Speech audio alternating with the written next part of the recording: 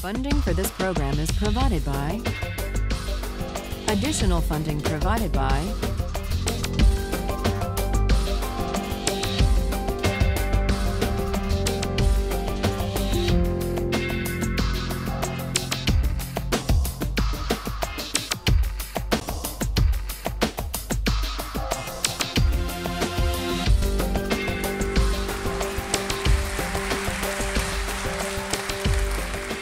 This is a course about justice, and we begin with a story. Suppose you're the driver of a trolley car, and your trolley car is hurtling down the track at 60 miles an hour, and at the end of the track, you notice 5 workers working on the track. You try to stop, but you can't. Your brakes don't work. You feel desperate because you know that if you crash into these 5 workers, they will all die. Let's assume you know that for sure. And so you feel helpless until you notice that there is, off to the right, a side track. And at the end of that track, there's one worker working on the track. Your steering wheel works, so you can turn the trolley car, if you want to, onto the side track, killing the one, but sparing the 5. Here's our first question. What's the right thing to do? What would you do? Let's take a poll. How many would turn the trolley car onto the side track? Raise your hands. How many wouldn't? How many would go straight ahead? Keep your hands up, those of you who would go straight ahead. A handful of people would. The vast majority would turn. Let's hear first. Now we need to begin to investigate the reasons why you think it's the right thing to do. Let's begin with those in the majority who would turn to go onto the side track. Why would you do it? What would be your reason? Who's willing to volunteer a reason? Go ahead, stand up. Because it can't be right to kill 5 people when you can only kill 1 person instead. It wouldn't be right to kill 5 if you could kill 1 person instead. That's a good reason. That's a good reason. Who else? Does everybody agree with that reason? Go ahead. Well, I was thinking it's the same reason on 9/11. We regard the people who flew the plane into the Pennsylvania field as heroes because they chose to kill the people in the plane and not kill more people in big buildings. So the principle there was the same on 9/11. It's a tragic circumstance, but better to kill 1 and so that 5 can live? Is that the reason most of you had, those of you who would turn? Yes? Let's hear now from those in the minority, those who wouldn't turn. Yes? Well, I think that's the same type of mentality that justifies genocide and totalitarianism. In order to save one type of race, you wipe out the other. So what would you do in this case? You would, to avoid the horrors of genocide, you would crash into the 5 and kill them? Presumably, yes. You? Yeah. Okay, who else? That's a brave answer. Thank you. Let's consider another trolley car case and see whether those of you in the majority want to adhere to the principle, better that 1 should die so that 5 should live. This time, you're not the driver of the trolley car, you're an onlooker. You're standing on a bridge overlooking a trolley car track. And down the track comes a trolley car. At the end of the track are 5 workers. The brakes don't work. The trolley car is about to careen into the 5 and kill them. And now, you're not the driver. You really feel helpless until you notice standing next to you, leaning over the bridge, is a very fat man. And you could give him a shove. He would fall over the bridge, onto the track, right in the way of the trolley car. He would die, but he would spare the 5. Now, how many would push the fat man over the bridge? Raise your hand. How many wouldn't? Most people wouldn't. Here's the obvious question. What became of the principle? Better to save 5 lives even if it means sacrificing 1. What became of the principle that almost everyone endorsed in the first case?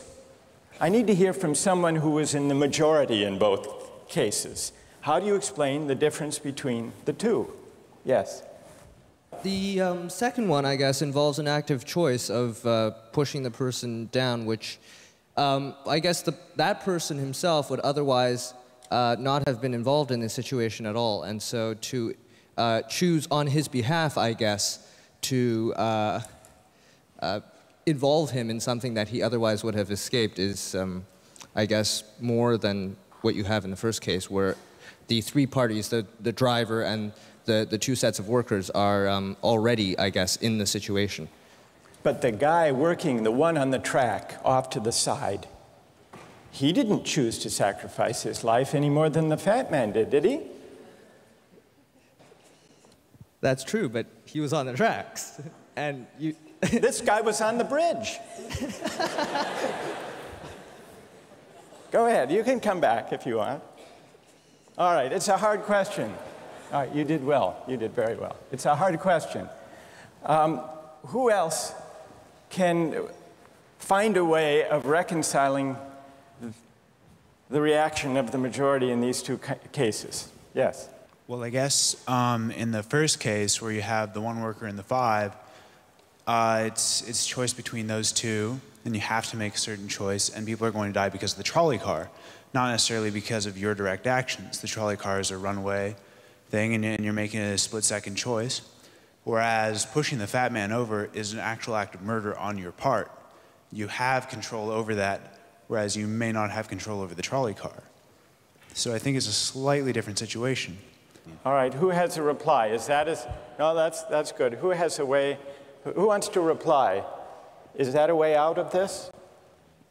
I don't think that's a very good reason, because you choose to, it's either way you have to choose who dies, because you either choose to turn and kill the person, which is an active conscious thought to turn, or you choose to push the fat man over, which is also an active conscious action.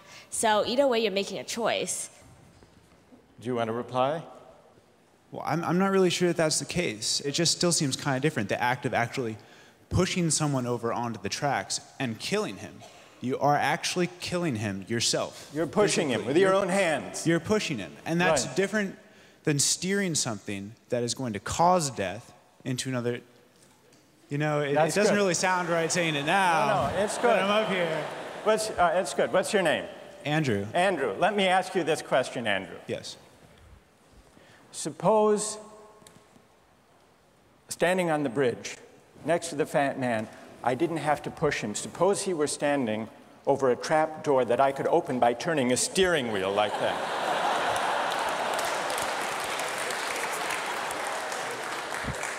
Would you turn?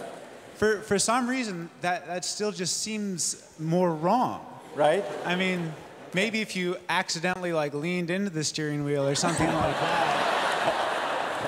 But, or say that the car is hurtling towards a switch that will drop the trap. Then I could agree with that. Fair enough. It still seems wrong in a way that it doesn't seem wrong in the first case to turn, you say. And in another way, I mean, in the first situation, you're involved directly with the situation. In the second one, you're an onlooker as well. All right. So you have the choice of becoming involved or not by pushing the fat man. Let's forget for the moment about this case. That's good. Let's imagine a different case. This time you're a doctor in an emergency room, and 6 patients come to you. They've been in a terrible trolley car wreck. 5 of them sustained moderate injuries. 1 is severely injured. You could spend all day caring for the 1 severely injured victim, but in that time the 5 would die. Or you could look after the 5, restore them to health, but during that time the 1 severely injured person would die. How many would save the 5? Now is the doctor. How many would save the 1? Very few people. Just a handful of people. Same reason, I assume. 1 life versus 5. Now consider another doctor case. This time you're a transplant surgeon, and you have 5 patients, each in desperate need of an organ transplant in order to survive. 1 needs a heart, 1 a lung, 1 a kidney, 1 a liver, and the 5th, a pancreas. And you have no organ donors. You are about to see them die. And then it occurs to you that in the next room, there's a healthy guy who came in for a checkup. And he's... You like that? And he's taking a nap. You could go in very quietly, yank out the 5 organs, that person would die, but you could save the 5. How many would do it? Anyone? How many? Put your hands up if you would do it.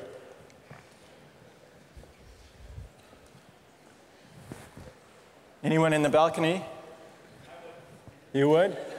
Be careful, don't lean over too much. What? How many wouldn't? All right, what do you say? Speak up in the balcony, you who would yank out the organs. Why? I'd actually like to explore a slightly alternate possibility of just taking the 1 of the 5 who needs an organ who dies first, and using their 4 healthy organs to save the other 4. That's a pretty good idea. That's a great idea, except for the fact that you just wrecked the philosophical point. Well, let's step back from these stories and these arguments to notice a couple of things about the way the arguments have begun to unfold. Certain moral principles have already begun to emerge from the discussions we've had. And let's consider what those moral principles look like. The first moral principle that emerged in the discussion said, the right thing to do, the moral thing to do, depends on the consequences that will result from your action. At the end of the day, better that 5 should live, even if 1 must die. That's an example of consequentialist moral reasoning. Consequentialist moral reasoning locates morality in the consequences of an act, in the state of the world that will result from the thing you do. But then we went a little further, we considered those other cases, and people weren't so sure about consequentialist moral reasoning. When people hesitated to push the fat man over the bridge or to yank out the organs of the innocent patient, people gestured toward reasons having to do with the intrinsic quality of the act itself, consequences be what they may. People were reluctant. People thought it was just wrong, categorically wrong, to kill a person, an innocent person, even for the sake of saving 5 lives. At least people thought that in the second version of each story we considered. So this points to a second categorical way of thinking about moral reasoning. Categorical moral reasoning locates morality in certain absolute moral requirements, certain categorical duties and rights, regardless of the consequences. We're going to explore in the days and weeks to come the contrast between consequentialist and categorical moral principles. The most influential example of consequential moral reasoning is utilitarianism, a doctrine invented by Jeremy Bentham, the 18th century English political philosopher. The most important philosopher of categorical moral reasoning is the 18th century German philosopher Immanuel Kant. So we will look at those two different modes of moral reasoning, assess them, and also consider others. If you look at the syllabus, you'll notice that we read a number of great and famous books. Books by Aristotle, John Locke, Immanuel Kant, John Stuart Mill, and others. You'll notice, too, from the syllabus that we don't only read these books. We also take up contemporary political and legal controversies that raise philosophical questions. We will debate equality and inequality, affirmative action, free speech versus hate speech, same-sex marriage, military conscription, a range of practical questions. Why? Not just to enliven these abstract and distant books, but to make clear, to bring out what's at stake in our everyday lives, including our political lives, for philosophy. And so we will read these books, and we will debate these issues, and we'll see how each informs and illuminates the other. This may sound appealing enough, but here I have to issue a warning. And the warning is this: to read these books in this way, as an exercise in self-knowledge, to read them in this way carries certain risks. Risks that are both personal and political. Risks that every student of political philosophy has known. These risks spring from the fact that philosophy teaches us and unsettles us by confronting us with what we already know. There's an irony. The difficulty of this course consists in the fact that it teaches what you already know. It works by taking what we know from familiar, unquestioned settings and making it strange. That's how those examples worked. The hypotheticals with which we began, with their mix of playfulness and sobriety. It's also how these philosophical books work. Philosophy estranges us from the familiar, not by supplying new information, but by inviting and provoking a new way of seeing. But, and here's the risk, once the familiar turns strange, it's never quite the same again. Self-knowledge is like lost innocence. However unsettling you find it, it can never be unthought or unknown. What makes this enterprise difficult, but also riveting, is that moral and political philosophy is a story, and you don't know where the story will lead, but what you do know is that the story is about you. Those are the personal risks. Now what of the political risks? One way of introducing a course like this would be to promise you that by reading these books and debating these issues, you will become a better, more responsible citizen. You will examine the presuppositions of public policy. You will hone your political judgment. You will become a more effective participant in public affairs. But this would be a partial and misleading promise. Political philosophy, for the most part, hasn't worked that way. You have to allow for the possibility that political philosophy may make you a worse citizen rather than a better one, or at least a worse citizen before it makes you a better one. And that's because philosophy is a distancing, even debilitating activity. And you see this going back to Socrates. There's a dialogue, the Gorgias, in which one of Socrates' friends, Callicles, tries to talk him out of philosophizing. Callicles tells Socrates, philosophy is a pretty toy if one indulges in it with moderation at the right time of life. But if one pursues it further than one should, it is absolute ruin. Take my advice, Callicles says. Abandon argument. Learn the accomplishments of active life.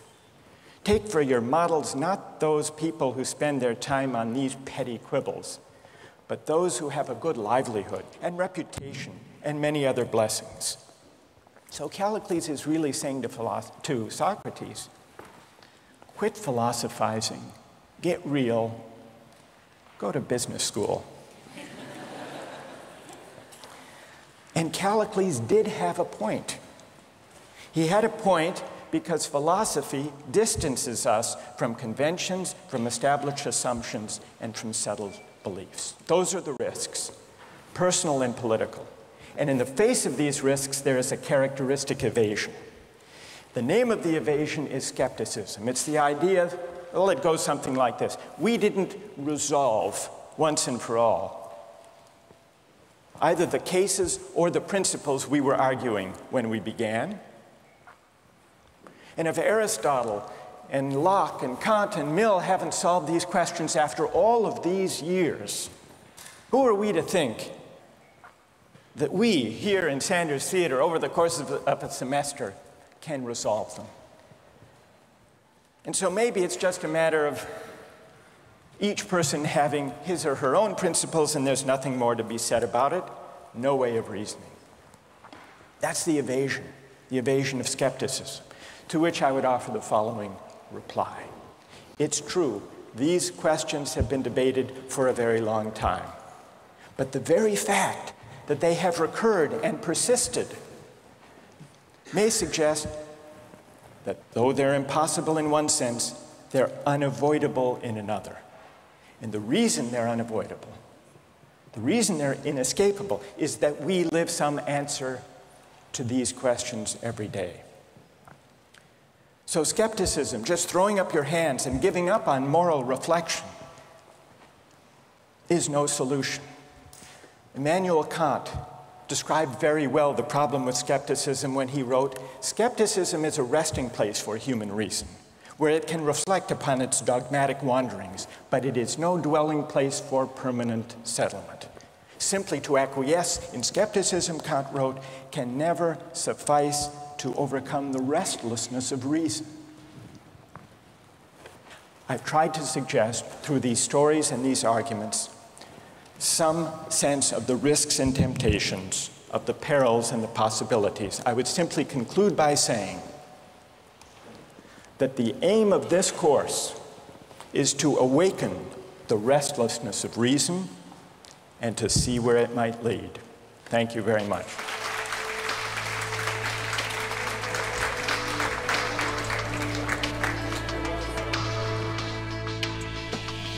Like, in a situation that desperate, you have to do what you have to do to survive. You have to do what you have to do. You got to do what you got to do, pretty much. If you've been going 19 days without any food, you know, someone just has to take the sacrifice. Someone has to make the sacrifice, and people can survive. All right, that's good. What's your name? Marcus. Marcus. What do you say to Marcus?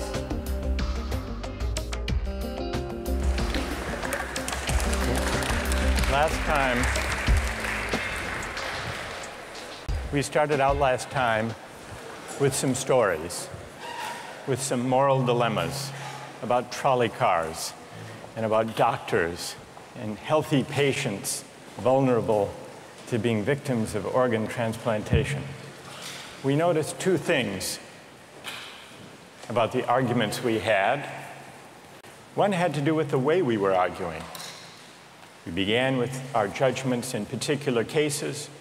We tried to articulate the reasons or the principles lying behind our judgments. And then, confronted with a new case, we found ourselves re-examining those principles, revising each in the light of the other. And we noticed the built-in pressure to try to bring into alignment our judgments about particular cases and the principles we would endorse on reflection. We also noticed something about the substance of the arguments that emerged from the discussion. We noticed that sometimes we were tempted to locate the morality of an act in the consequences, in the results, in the state of the world that it brought about. And we called this consequentialist moral reasoning. But we also noticed that in some cases, we weren't swayed only by the result. Sometimes, many of us felt that not just consequences, but also the intrinsic quality or character of the act matters morally. Some people argued that there are certain things that are just categorically wrong, even if they bring about a good result, even if they save 5 people at the cost of 1 life. So we contrasted consequentialist moral principles with categorical ones. Today, and in the next few days, we will begin to examine one of the most influential versions of consequentialist moral theory, and that's the philosophy of utilitarianism. Jeremy Bentham, the 18th century English political philosopher, gave the first clear systematic expression to the utilitarian moral theory. And Bentham's idea, his essential idea, is a very simple one, with a lot of morally intuitive appeal. Bentham's idea is the following: the right thing to do, the just thing to do, is to maximize utility. What did he mean by utility? He meant by utility the balance of pleasure over pain, happiness over suffering. Here's how he arrived at the principle of maximizing utility. He started out by observing that all of us, all human beings, are governed by 2 sovereign masters, pain and pleasure. We human beings like pleasure and dislike pain. And so we should base morality, whether we're thinking about what to do in our own lives, or whether as legislators or citizens we're thinking about what the laws should be. The right thing to do individually or collectively is to maximize, act in a way that maximizes the overall level of happiness. Bentham's utilitarianism is sometimes summed up with the slogan, "the greatest good for the greatest number." With this basic principle of utility on hand, let's begin to test it and to examine it by turning to another case, another story, but this time not a hypothetical story, a real-life story, the case of the Queen versus Dudley and Stevens. This was a 19th century British law case that's famous and much debated in law schools. Here's what happened in the case. I'll summarize the story, then I want to hear how you would rule. imagining that you're the jury. A newspaper account of the time described the background. A sadder story of disaster at sea was never told than that of the survivors of the yacht Mignonette. The ship foundered in the South Atlantic, 1,300 miles from the Cape. There were 4 in the crew. Dudley was the captain, Stevens was the first mate, Brooks was a sailor, all men of excellent character, or so the newspaper account tells us. The 4th crew member was the cabin boy, Richard Parker, 17 years old. He was an orphan. He had no family. And he was on his first long voyage at sea.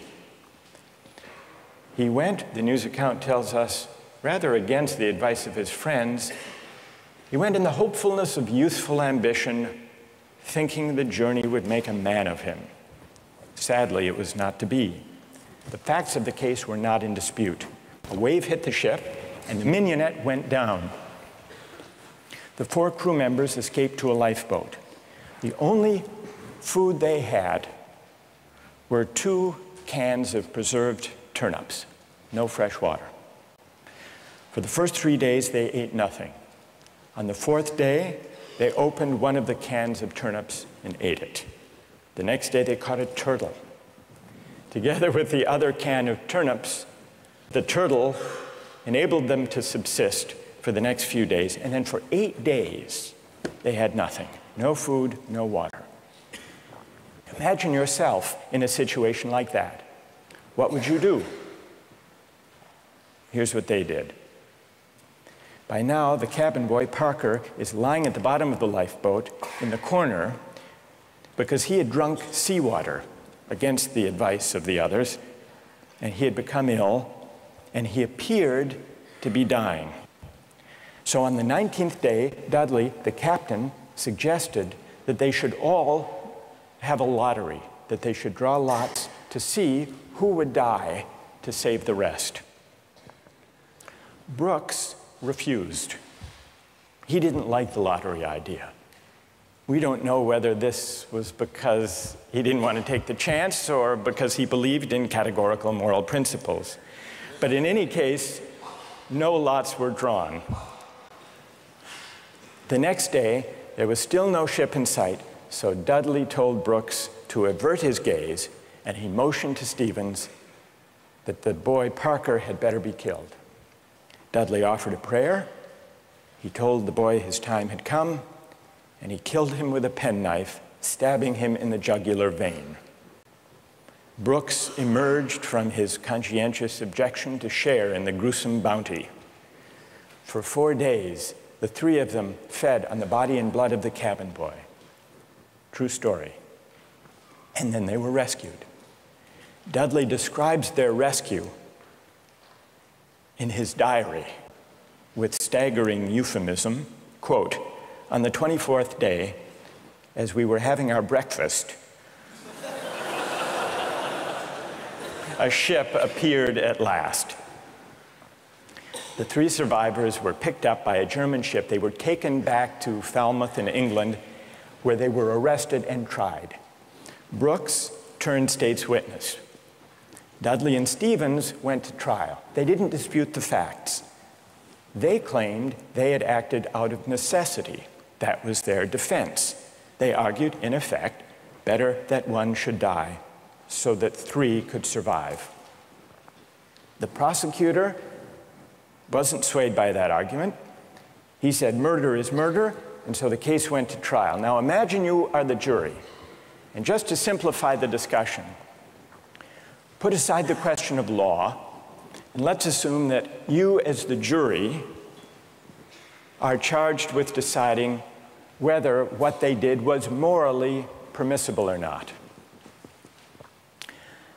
How many would vote not guilty, that what they did was morally permissible?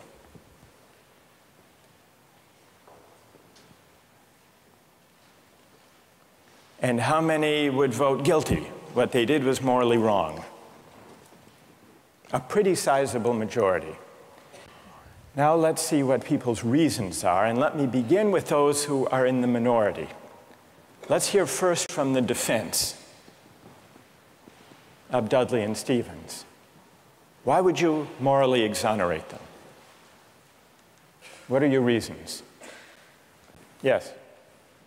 I think it is morally reprehensible, but I think that there's a distinction between what's morally reprehensible and what makes someone legally accountable. In other words, as the judge said, what's always moral isn't necessarily against the law. And while I don't think that necessity justifies theft or murder or any illegal act, at some point your degree of necessity does in fact exonerate you from any guilt. Okay, good. Other defenders, other voices for the defense, moral justifications for what they did. Yes? All right, thank you. I just feel like in a situation that desperate, you have to do what you have to do to survive.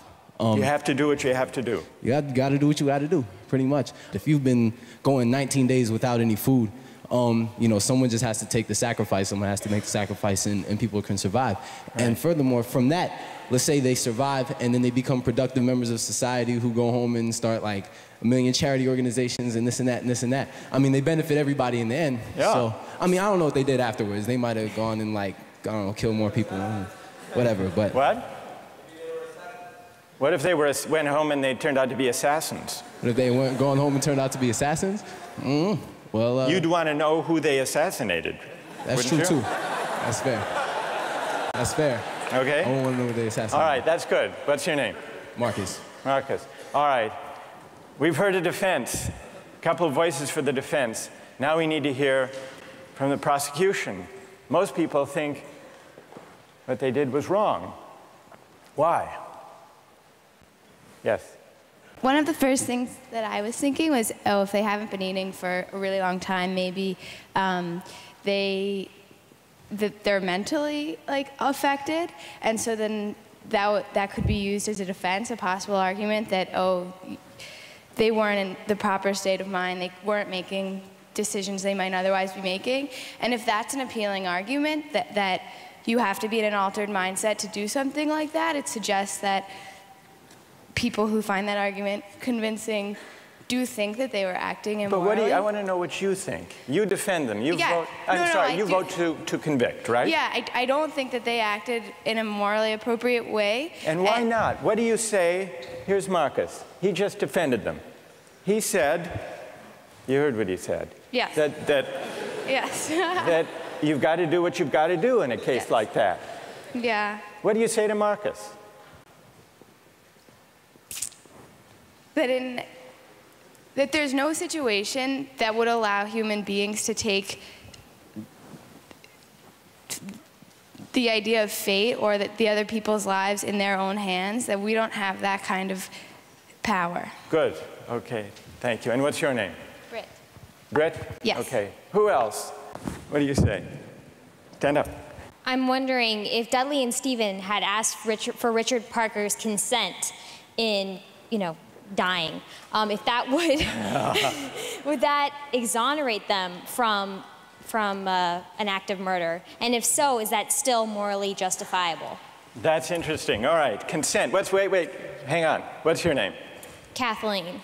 Kathleen says, suppose they had asked, what would that scenario look like? So in the story, Dudley is there, penknife in hand, but instead of the prayer, or before the prayer, he says, Parker, would you mind? We're desperately hungry, as Marcus empathizes with. We're desperately hungry. You're not going to last long anyhow. Yeah. You can be a martyr. Would you be a martyr? Yeah. How about it, Parker? Then what do you think? Would it be morally justified then? Suppose Parker, in his semi-stupor, says, okay. I don't think it would be morally justifiable, but I'm wondering even then it wouldn't be. No. You don't think that even with consent, it would be morally justified. Are there people who think, who want to take up Kathleen's consent idea and who think that that would make it morally justified. Raise your hand if it would, if you think it would. That's very interesting. Why would consent make a moral difference? Why would it? Yes. Well, I just think that if he was making his own original idea and it was his idea to start with, then that would be the only situation in which I would see it being appropriate in any way. Because that way you couldn't make the argument that he was pressured, you know, it's 3-to-1 or whatever the ratio was. Right. And I think that if he was making a decision to give his life, then he took on the agency to sacrifice himself, which some people might see as admirable, and other people might disagree with that decision. So if he came up with the idea, that's the only kind of consent we could have confidence in morally, then it would be okay. Otherwise, it would be kind of coerced consent under the circumstances, you think. Is there anyone who thinks that even the consent of Parker would not justify their killing him? Who thinks that? Yes, tell us why. Stand up. I think that Parker would be killed with the hope that the other crew members would be rescued. So there's no definite reason that he should be killed because you don't know when they're going to get rescued. So if you kill him, it's killing him in vain. Do you keep killing a crew member until you're rescued and then you're left with no one? Because someone's going to die eventually.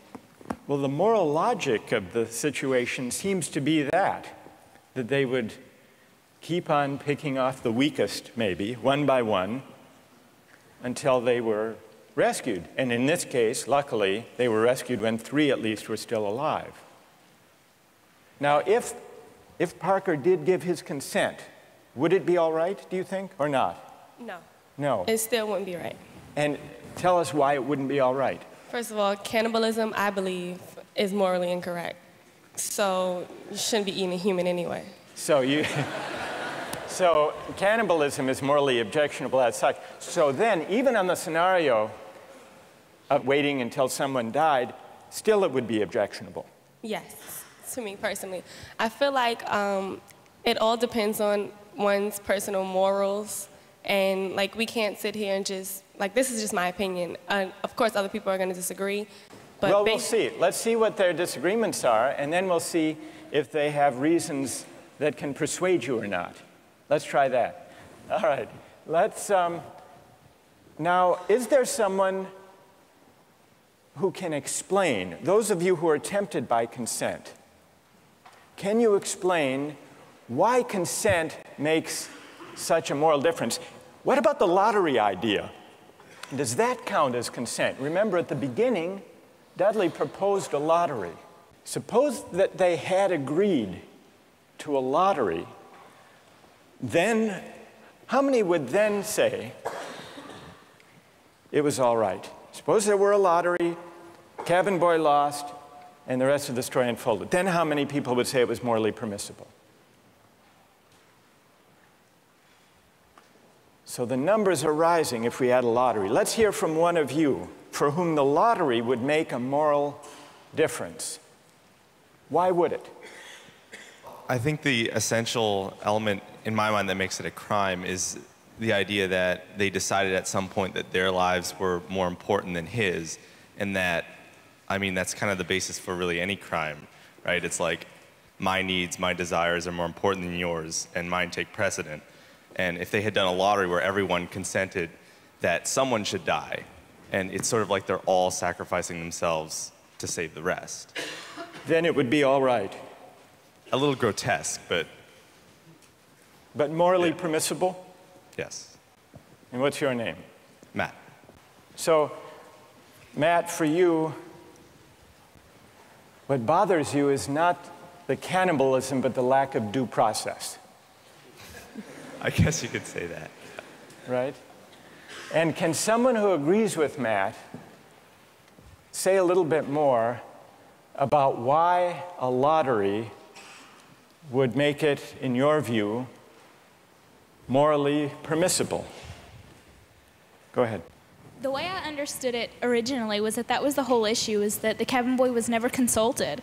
about whether or not something was going to happen to him, even with the original lottery, whether or not he would be a part of that. It was just decided that he was the one that was going to die. Right, that's what happened in the actual case. Right. But if there were a lottery and they'd all agreed to the procedure, you think that would be okay? Right, because then everyone knows that there's going to be a death. Whereas, you know, the cabin boy didn't know that this discussion was even happening. There was no, you know, forewarning for him to know that, hey, I may be the one that's dying. All right, now suppose everyone agrees to the lottery, they have the lottery, the cabin boy loses, and he changes his mind. You've already decided. It's like a verbal contract. You can't go back on that. You've decided, the decision was made. You know, if you know that you're dying for the, you know, the reason for others to live, you would, if someone else had died, you know that you would consume them, so that's right. But then he could say, I know, but I lost. I just think that that's the whole moral issue, is that there was no consulting of the cabin boy, and that that's what makes it the most horrible, is that he had no idea what was even going on. That had he known what was going on, it would be a bit more understandable. All right, good. Now I want to hear, so there are some who think it's morally permissible, but only about 20%, led by Marcus. Then there are some who say the real problem here is the lack of consent, whether the lack of consent to a lottery, to a fair procedure, or, Kathleen's idea, lack of consent at the moment of death. And if we add consent, then more people are willing to consider the sacrifice morally justified. I want to hear now, finally, from those of you who think even with consent, even with a lottery, even with a final murmur of consent by Parker at the very last moment, it would still be wrong. And why would it be wrong? That's what I want to hear. Yes? Well, the whole time I've been leaning all towards the categorical moral reasoning. And I think that there's a possibility I'd be okay with the idea of a lottery and then the loser taking it into their own hands to kill themselves, so that there wouldn't be, you know, an act of murder. But I still think that even that way it's coerced. And also I don't think that there's any remorse. Like in Dudley's diary, we were eating our breakfast. It seems as though he's just sort of like, you know, the whole idea of not valuing someone else's life. So that makes me feel like I have to take the categorical. You want to throw stand. the book at him when he lacks remorse or a sense of having done anything wrong. Right. So, all right, good. Any other defenders of who say it's just categorically wrong, with or without consent? Yes, stand up. Why? I think undoubtedly the way our society is shaped, murder is murder. Murder is murder in every way, and our society looks at murder down on it in the same light, and I don't think it's any different in any case. Good. Let me ask you a question. There were 3 lives at stake versus 1. Okay. The one, the cabin boy, he had no family, he had no dependents.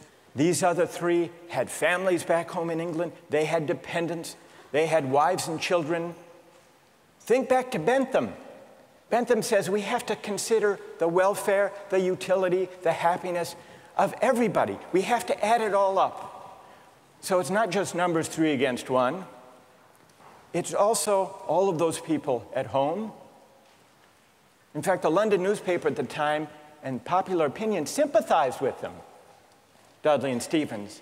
And the paper said if they weren't motivated by affection and concern for their loved ones at home and their dependents, surely they wouldn't have done this. Yeah, and how is that any different from people on the corner trying to have the same desire to feed their family? I don't think it's any different. I think in any case, if I'm murdering you to advance my status, that's murder, and I think that we should look at that all in the same light instead of criminalizing certain activities and making certain things seem more violent and savage, when in the same case, it's all the same. It's all the same act and mentality that goes into murder, necessity to feed your family. So suppose it weren't 3, suppose it were 30, 300. 1 life to save 300. Or in wartime, 3,000. Suppose the stakes are even bigger. Suppose the stakes are even bigger. I think it's still the same deal. you think Bentham is wrong to say the right thing to do is to add up the collective happiness? You think he's wrong about that? I don't think he's wrong, but I think murder is murder in any case. Yeah, well, then Bentham has to be wrong. If you're right, he's wrong. Okay, then he's wrong. All right. Right. Thank you. Well done. All right, let's step back from this discussion and notice how many objections have we heard to what they did. We heard some defenses of what they did. The defenses had to do with necessity, their dire circumstance, and, implicitly at least, the idea that numbers matter.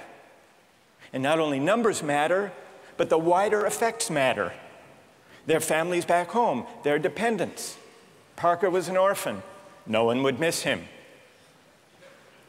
So if you add up, if you try to calculate the balance of happiness and suffering, you might have a case for saying what they did was the right thing.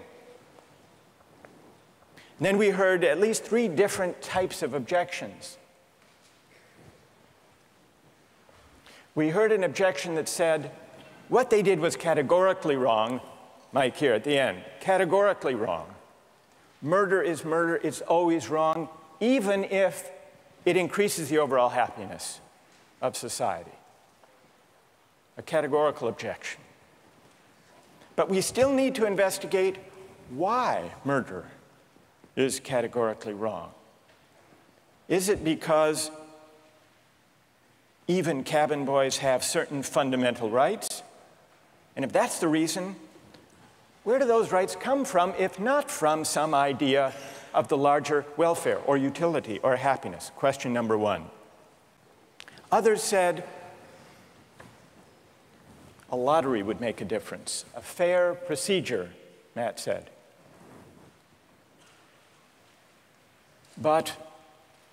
And some people were swayed by that. That's not a categorical objection exactly. It's saying everybody has to be counted as an equal, even though at the end of the day, one can be sacrificed for the general welfare. That leaves us with another question to investigate. Why does agreement to a certain procedure, even a fair procedure, justify whatever result flows from the operation of that procedure? Question number 2. And question number 3, the basic idea of consent. Kathleen got us onto this. If the cabin boy had agreed himself, and not under duress, as was added, then it would be all right to take his life to save the rest. And even more people signed on to that idea. But that raises a third philosophical question. What is the moral work that consent does? Why does an act of consent make such a moral difference that an act that would be wrong, taking a life without consent, is morally permissible with consent? To investigate those 3 questions, we're going to have to read some philosophers. And starting next time, we're going to read Bentham and John Stuart Mill, utilitarian philosophers. Don't miss the chance to interact online with other viewers of Justice. Join the conversation, take a pop quiz, watch lectures you've missed, and learn a lot more. Visit justiceharvard.org. It's the right thing to do.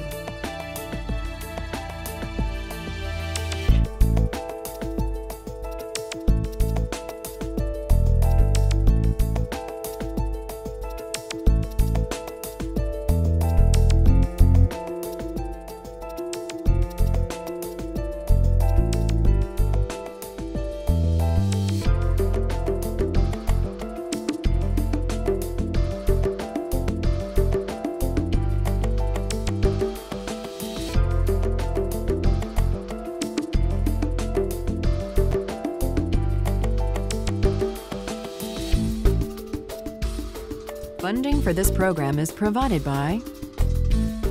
Additional funding provided by